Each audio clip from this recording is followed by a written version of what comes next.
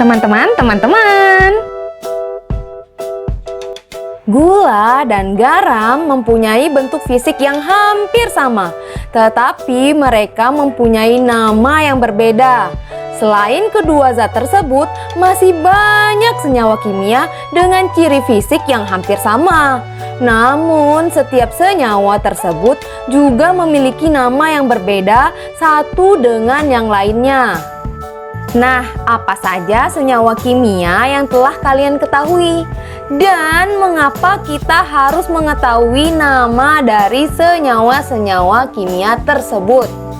Untuk lebih mengetahui mengenai senyawa kimia dan penamaannya, hari ini kita akan mempelajari tentang tata nama senyawa.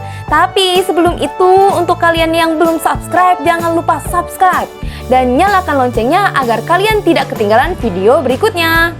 Untuk memudahkan dalam identifikasi suatu benda, setiap benda perlu diberi nama.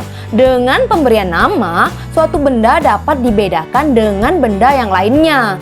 Begitu juga untuk membedakan zat dengan zat yang lainnya, maka diperlukan pemberian nama pada setiap zat. Pada awalnya, penamaan senyawa berdasarkan nama tempat, nama orang, sifat tertentu dari senyawa, dan sebagainya.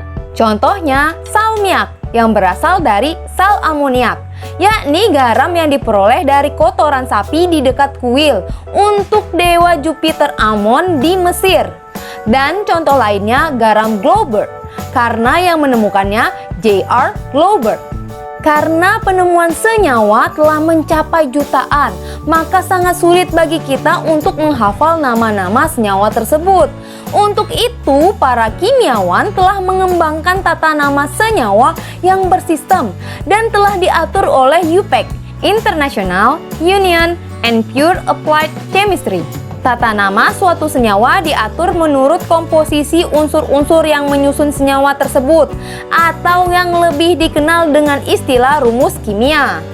Nah, tata nama senyawa yang akan kita pelajari adalah 1. Nama senyawa kovalen, 2. Nama senyawa ion, 3. Nama senyawa asam, 4. Nama senyawa basa, dan 5. Nama senyawa hidrat. Tapi hari ini hanya akan kita batasi sebatas nama senyawa kovalen dan senyawa ion saja. Kita mulai yang pertama, yaitu senyawa kovalen. Senyawa kovalen artinya terjadi ikatan kovalen di dalamnya. Dan senyawa ikatan kovalen ini terjadi antara unsur non-logam dengan unsur non-logam lainnya. Nah, seperti yang kita ketahui, unsur non-logam berada pada golongan 4A sampai dengan golongan 7A. Ikatan ini terjadi karena adanya penggunaan pasangan elektron secara bersama. Hal ini sudah kalian pelajari pada bahasan ikatan kimia ya. Aturan rumus senyawa untuk senyawa kovalen adalah sebagai berikut. Unsur elektropositif ditulis lebih dahulu daripada unsur elektronegatif. Dan ini dia urutan keelektronegatifan dari kecil ke besar, atau dari yang paling positif ke yang paling negatif. Apa saja unsurnya? Yaitu boron, silikon, karbon, stibium atau antimon, arsenik, fosfor, nitrogen, hidrogen, tellurium, selenium, sulfur atau belerang, iodin, bromin, klorin, oksigen, dan yang terakhir, fluorin. Dari sini terlihat yang paling positif adalah boron dan yang paling negatif adalah fluorin. Lalu bagaimana pembentukan rumus senyawa ini? Kita perhatikan contoh sebagai berikut. Soal pertama, amonia. Yang benar kita tulis NH3 atau H3N. Dari urutan keelektronegatifan, ini N berada lebih dulu daripada H. Maka rumus senyawa amonia yang benar ditulis NH3, bukan H3N, karena N lebih positif daripada H. Contoh kedua yaitu air. Manakah yang benar penulisan OH2 atau H2O? Kita lihat kembali urutan keelektronegatifan. Di sini H berada lebih dulu daripada O, maka penulisan yang benar untuk air adalah H2O. Contoh penulisan lainnya yaitu PCl3, CO2, H2S. Lalu bagaimana aturan pemberian nama senyawa kovalen? Di sini kita misalkan senyawa kovalen adalah AXBY. Dengan A merupakan unsur pertama, X adalah indeks unsur pertama, B adalah unsur kedua, Y adalah indeks unsur kedua. Maka aturan pemberian nama senyawa kovalen sebagai berikut. Yang pertama adalah awalan yang menunjukkan jumlah atom unsur pertama. Selanjutnya nama unsur pertama. Dilanjutkan awalan jumlah atom unsur kedua dan nama unsur kedua dengan diberi akhiran ida. Nah, pemberian nama awalan yang menyebutkan angka indeks ini dalam bahasa Yunani. Awalan yang digunakan yaitu 1 mono, 2 di, 3 tri, 4 tetra, 5 penta, 6 heksa, 7 hepta, 8 okta, 9 nona, dan 10 deka. Catatan yang perlu kita ingat yaitu awalan mono pada unsur pertama tidak ditulis. Khusus mono hanya untuk unsur kedua saja. Contohnya, tentukan nama senyawa dari N2O3. Di sini terdapat unsur N dan O. Jumlah unsur N yaitu 2 dan unsur O ada 3. Maka penamaannya dapat kita tulis jumlah unsur pertama 2, maka awalannya adalah di. Selanjutnya nama unsur pertama adalah N, yaitu nitrogen. Maka nama unsur yang pertama yaitu dinitrogen. Untuk unsur kedua dengan jumlah 3, maka awalannya tri. Dan nama untuk unsur kedua yaitu oksigen. Karena diakhiri dengan ida, maka melebur jadi 1, sehingga ditulis oks ditambah ida menjadi oksida, bukan oksigenida. Maka nama untuk unsur kedua yaitu trioksida. Jadi N2O3 namanya adalah dinitrogen trioksida. Contoh yang kedua yaitu tentukan nama senyawa dari CCl4. Di sini unsur pertama yaitu C dan unsur kedua yaitu Cl. Jumlah unsur pertama yaitu 1. Maka awalannya tidak ditulis karena awalan mono untuk unsur pertama tidak ditulis. Unsur yang pertama yaitu C, maka namanya karbon. Selanjutnya, jumlah unsur yang kedua adalah 4, maka awalannya adalah tetra. Dan nama unsur yang kedua adalah klorin. Karena diakhiri dengan ida, maka klor ditambah ida menjadi klorida. Sehingga nama dari CCl4 adalah karbon tetraklorida.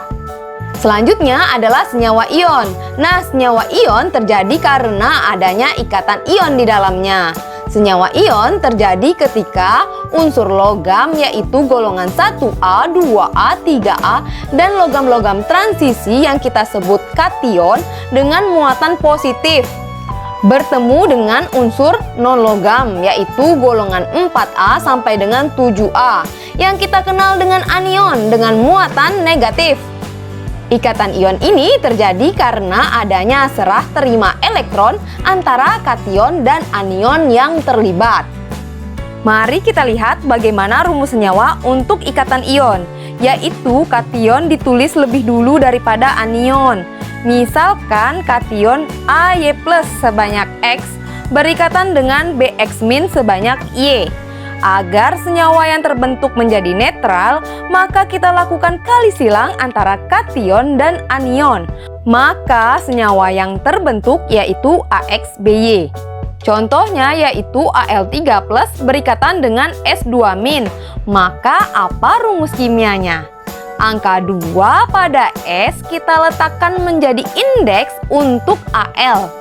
Dan angka 3 kita letakkan menjadi indeks untuk S. Sehingga yang terbentuk adalah Al2S3. Bagaimana jika Mg2+ berikatan dengan S2-? Berdasarkan cara tadi, maka kita menuliskan Mg2S2. Tapi ini salah. Yang benar adalah kita sederhanakan, yaitu sama-sama dibagi 2. Sehingga senyawa yang terbentuk adalah Mgs. Contoh berikutnya, Ca2+ berikatan dengan PO4 3-. Untuk senyawa yang terbentuk, kita silangkan kembali muatannya. 3 dari PO4 menjadi indeks Ca, dan 2 dari Ca menjadi indeks untuk PO4. Sehingga senyawa yang terbentuk adalah Ca3PO4 2 kali. Contoh berikutnya, Al3+ berikatan dengan PO4 3-. Jika kita silangkan muatan yang ada, maka senyawa yang terbentuk adalah Al3PO4 3 kali. Tapi ini penulisannya yang salah. Yang benar, kita sederhanakan menjadi AlPO4. Selanjutnya, bagaimana aturan nama senyawa ion? Yaitu nama kation diikuti nama anion. Dengan jumlah atom atau indeks tidak disebut, sehingga kita tidak menggunakan awalan mono di tri seperti senyawa kovalen. Ini ada beberapa nama kation dan anion. Kita mulai dari kation monoatomik. Artinya di dalam kation tersebut hanya terdapat satu unsur saja. Cara membacanya, misalkan H+, membacanya ion hidrogen. Kalian bisa melihat di sini ada beberapa ion yang memiliki muatan lebih dari satu. Contohnya Mn2+ dan Mn3+, atau Fe2+ dan Fe3+. Ini terjadi biasanya pada logam-logam transisi. Untuk membedakannya dengan angka Romawi. Misal Fe2+ yaitu ion besi 2 dan Fe3+ yaitu ion besi 3. Untuk membedakan pada penamaan nantinya. Selain kation monoatomik, terdapat kation poliatomik yaitu NH4+ dengan nama ion amonium dan H3O+ dengan nama ion hidronium. Selanjutnya, anion poliatomik, artinya pada anion terdapat beberapa unsur. Contohnya Cn- dengan nama cyanida. Selanjutnya, misal SO4 2- dengan nama sulfat. Kemudian, ini ada beberapa nama anion monoatomik, artinya hanya terdapat satu unsur saja. Di sini terdapat F- dengan nama ion fluorida, Cl- dengan nama ion klorida, O2- dengan nama oksida, begitu seterusnya. Nah, inilah yang akan kita gunakan dalam penamaan senyawa ion. Lalu, bagaimana contoh penamaannya? Misalkan 2Al3+ berikatan dengan 3O2-, maka senyawa yang terbentuk adalah Al2O3. Nama yang terbentuk adalah dari tabel kation Al3+ dengan nama ion aluminium dan dari tabel anion O2- dengan nama ion oksida. Sehingga nama yang terbentuk adalah aluminium oksida. Dengan kata ion tidak perlu ditulis. Dan bukan pula di aluminium trioksida, karena ini bukan senyawa kovalen, sehingga tidak perlu awalan pada penamaannya. Contoh berikutnya, tentukan nama senyawa berikut. Mg2+ berikatan dengan O2-, maka senyawa yang terbentuk adalah MgO. Karena nama Mg2+ adalah ion magnesium dan O2- adalah ion oksida, maka nama senyawa MgO adalah magnesium oksida. Contoh selanjutnya, Al3+ berikatan dengan Cl-, maka senyawa yang terbentuk adalah AlCl3 dengan nama ion Al3+ adalah ion aluminium dan Cl- dengan nama ion klorida. Sehingga AlCl3 memiliki nama aluminium klorida. Contoh berikutnya, Na+ berikatan dengan SO4 2- membentuk Na2SO4. Dengan nama ion, Na+ adalah ion natrium. Dengan nama ion SO4 2- adalah ion sulfat. Maka nama senyawa Na2SO4 adalah natrium sulfat. Untuk kation yang memiliki muatan atau bilangan oksidasi lebih dari 1, maka untuk membedakan ditulis muatannya dengan angka Romawi. Contohnya, FeCl2 jika diuraikan menjadi ion Fe2+ ditambah Cl-. Dari sini terlihat bilangan oksidasi Fe yaitu +2, sehingga namanya yaitu ion besi 2. Maka nama dari FeCl2 yaitu besi 2 klorida dengan 2 ditulis angka Romawi. Dan untuk FeCl3 jika kita uraikan menjadi Fe3+ dan Cl-, maka Fe di sini memiliki bilangan oksidasi +3, sehingga namanya yaitu ion besi 3. Sehingga nama dari FeCl3 adalah besi 3 klorida. Dengan angka 3 dari muatan Fe ditulis angka Romawi. Nah, terima kasih ya sudah menonton video ini. Sampai jumpa pada tata nama senyawa kimia part 2.